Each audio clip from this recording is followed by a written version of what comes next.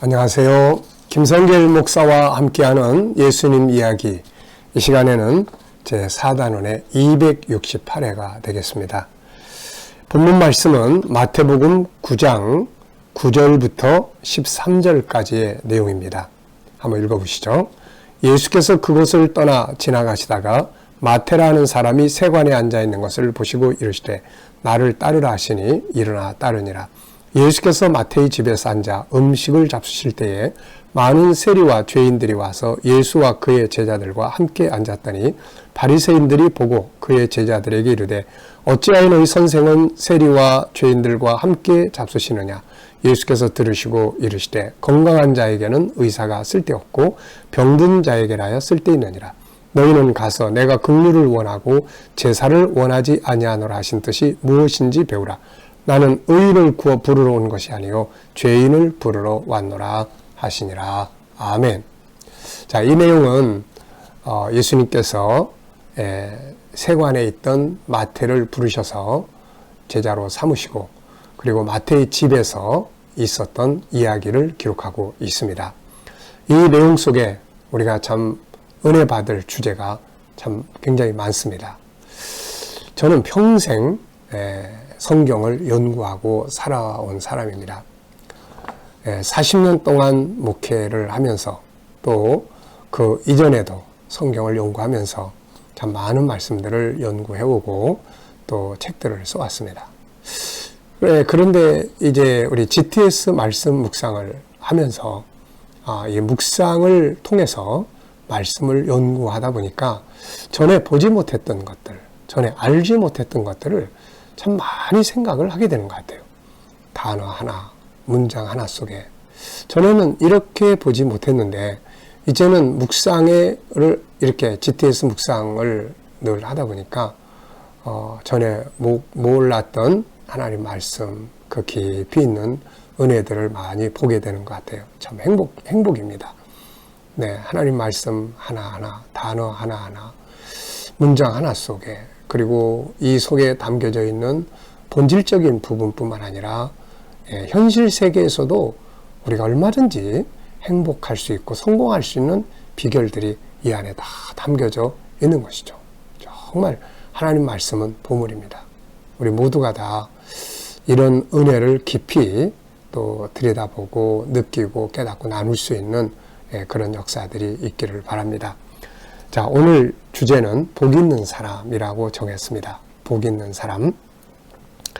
자, 사람들은 누구나 복을 다 좋아합니다. 그리고 복은 참 좋은 것이죠. 그렇다면 가장 큰 복은 무엇일까요? 예수님께서 마태를 부르시는 이 장면을 보면서 이게 생각이 나는 거예요. 마태를 부르시는 이 장면을 보면서 정말 가장 큰 복이 있다면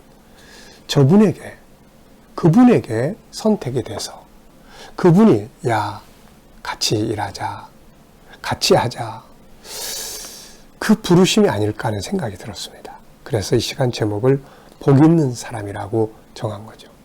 사실 당시에 이 마태, 이 세관에서 일하던 세리, 이 사람 마태는 돈 많이 버는 사람이었어요. 오늘날의 세무와는 좀 다르죠. 이때는 로마의 식민지 아래서 이 사람들이 백성들에게 세금을 그냥 많이 거둡니다.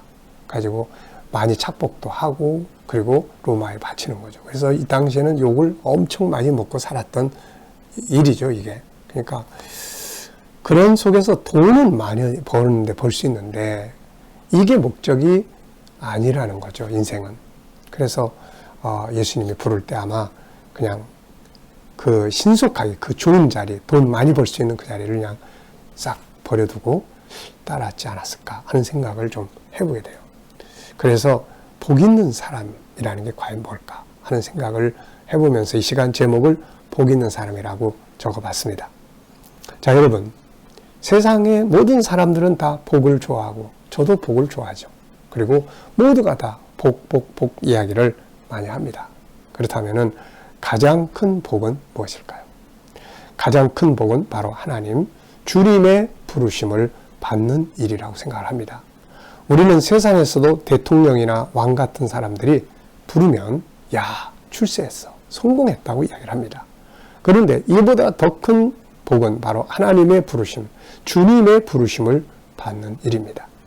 그런데 안타깝게도 많은 사람들이 하나님의 부르심을 부담스러워하거나 귀찮아하죠. 이들은 이 부르심이 얼마나 중요한지, 얼마나 위대한 일인지를 모르기 때문입니다. 이걸 바르게 아는 것이 정말 중요한 일이죠. 여러분 어떻게 생각하십니까? 주님의 부르심을 어떻게 생각하시나요? 이 부르심을 소중히 여기고 살아간다면 이게 행복이고 인생의 가장 중요한 성공이 되는 거죠. 그래서 이 시간에 복 있는 사람이라는 제목으로 말씀을 나누려고 합니다. 마태는 참 복 있는 사람이에요. 주님의 부름. 그 자리에 마태만 있는 거 아니잖아요. 다른 사람 다 있는데 주님이 다 그를 부르셨으니 이 얼마나 큰 행복이고 축복입니까? 자, 우리가 부르심 그러면 세 가지의 내용을 생각해 볼 수가 있어요. 첫째는 생명의 부르심입니다. 이게 무슨 말인가 하면은 우리가 어떻게 이 세상에 태어날 수 있느냐 그런 이야기예요. 세상에 태어나는 것이 우리 마음대로 오는 것이 아니거든요. 자, 여러분들 중에 내가 태어나고 싶어서 태어난 사람 있나요? 없습니다. 자, 우리의 생명을 이 세상에 태어나도록 불러내신 분이 계시단 말이죠. 그래서 이 세상에 사람으로 존재하도록 부르신 그 하나님의 부르심에 있는 자들이 복 있는 사람들이에요. 그래서 모든 인생이 다 복이 있는 존재로 세상에 오는 겁니다. 자, 인간은 스스로에 의해서 세상에 오는 게 아닙니다. 그렇다고 부모님이 원해서 오는 것도 아니죠. 생명의 주인이신 하나님의 부르심이 있어야 존재할 수가 있습니다. 이 부분에 대해서 다윗은 성령의 감동으로 이렇게 이야기해요. 시편 139편 15절. 내가 은밀한 데서 지음을 받고 땅의 깊은 곳에서 기이하게 지음을 받은 때 나의 형체가 주 앞에 숨겨지지 못하였나이다. 내 형질이 이루어지기 전에 주의 눈이 보셨으며 나를 위하여 정한 날이 하루도 되기 전에 주의 책에 다 기록이 되었습니다. 세상에 오기 전에 하나님의 눈이 이미 나를 불렀단 말이에요. 선택을 했어요. 그리고 선택된 날을 책에 기록하시고 그래서 때가 되니까 세상에 오게 된 겁니다. 이 부분을 바울 사도는 이렇게 이야기하죠. 에베소 1장 4절. 곧 창세전에 그리스도 안에서 우리를 택하사 우리로 사랑 안에서 그 앞에 거룩하고 흠이 없게 하시려고 그 깊으신 뜻대로 우리를 예정하사 예수 그리스도로 말미암아 자기 아들들이 되게 하셨다. 자, 여러분, 사도 바울은 창세전에 그리스도 안에서 우리를 택하셨다는 말을 합니다. 사람 하나가 세상에 오는 것은 아무렇게나 오는 게 아니에요.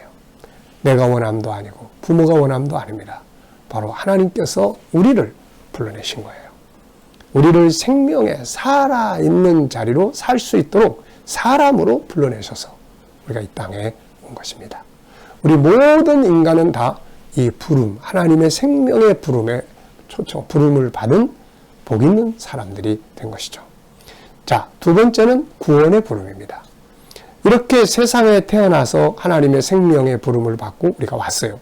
그런데 인간은 이 세상에 태어나면서 죄성을 가지고 옵니다. 그리고 나서 결국은 죄 짓고 살다가 멸망으로 가게 되는 거죠. 하나님은 바로 이런 인간들을 구원하시기 위해서 십자가라고 하는 구원의 길을 다 만들어 놓고 부르십니다. 불러요. 누구든지 예수께로 돌아와 예수님을 구세주로 믿는 자들은 구원을 받게 해주신 것이죠.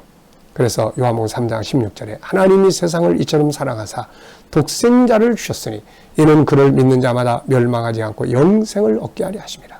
바로 이 구원으로 우리를 부르시는 거예요. 자, 그런데 많은 사람들이 이 구원의 부름을 거절해버린단 말이에요. 너나 믿어라 그래버리고. 이게 얼마나 어리석은 일인지 모릅니다. 축복을 발로 그냥 차버리는 거죠. 만약 구원을 받지 못한다면 이 사람은 세상에 태어나지 않은 것이 더 낫습니다. 왜냐하면 구원받지 못하면 결국 지옥불 속에 들어가는데 거기서 영원히 죄 때문에 고통을 받게 되는 것입니다. 세상 것들을 아무리 많이 소유하고 있다 해도 결국 사람은 다 가잖아요. 오늘도 가고 내일도 가고 계속 갑니다. 어디로 갈까요? 마침내 우리가 가는 곳은 딱 두 곳밖에 없어요. 구원받은 자는 천국으로 가고 구원받지 못한 자는 지옥불 속에 들어가서 불 붙는 곳에서 영원히 고통을 받게 되는 것입니다.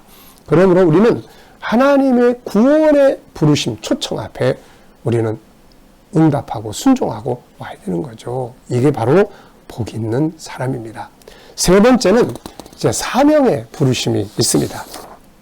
이 세상에서 예수 믿고 구원받은 우리들에게 하나님이 이제 불러요. 하나님 나라를 위해서 하나님의 나라 일꾼으로 일할 수 있도록 일꾼으로 부르시는 부름이에요. 아브라함 부르시고 또 제자들을 부르시고 하는 것처럼 하나님이 우리를 부르시는 거예요. 어떤 때는 교회 안에서 교회 일꾼으로 부르기도 하시고, 아무개 집사님 올해 이것 좀 같이 하시죠. 이게요, 목사님의 부름이 아니에요. 사람의 부름이 아닙니다. 하나님이 부르시는 거예요. 하나님 부르심. 또 더 넓게는 인생의 삶을 하나님의 일꾼으로 일할 수 있도록 주의 종으로 부르기도 하십니다. 때로는 복음을 온 세계에 전파하기 위해서 하나님께서는 선교사로 또는 그 일을 돕는 사람으로 부르실 때도 있는 것이죠. 자, 이렇게 다양하게 하나님은 구원받은 자들을 부르세요. 이것은 정말로 중요한 부르심이 되는 거죠. 이 부르심 앞에 응할 때 하나님의 도우심이 있고 보장이 있는 거죠. 대통령이 높은 자리에 함께 일하자고 부르면 월급 많이 주죠. 지위가 있죠. 다 있습니다. 마찬가지예요. 하나님의 일꾼으로 부름을 받았을 때는 하나님의 보장이 있고 같이 하심, 그리고 상급이 있고 은혜가 있고 능력이 주어지게 되는 것입니다. 자, 우리는 만약에 이런 부르심이 있다면 지체하지 말고 응해합니다. 아무리 바쁘고 힘들어도 하나님의 부르심은 축복이에요. 응해야 합니다. 자, 여러분, 세상에 세 가지의 부름이 있습니다. 첫째는 생명으로 부르심. 그래서 우리가 세상에 오는 거예요. 두 번째는 구원의 부르심. 예수 믿고 구원받는 거예요. 세 번째는 바로 사명의 일꾼으로의 부르심이에요. 이 세 가지의 부름을 받는 자들은 복 있는 사람들입니다. 이 부름을 받을 때 거절하지 말고, 알았어요. 믿어볼게요. 알았어요. 바쁘지만 한번 참여해 볼게요. 이렇게 할 수 있기 바랍니다. 이것이 복 있는 사람입니다. 이 시간 말씀 여기서 마치겠습니다. 감사합니다.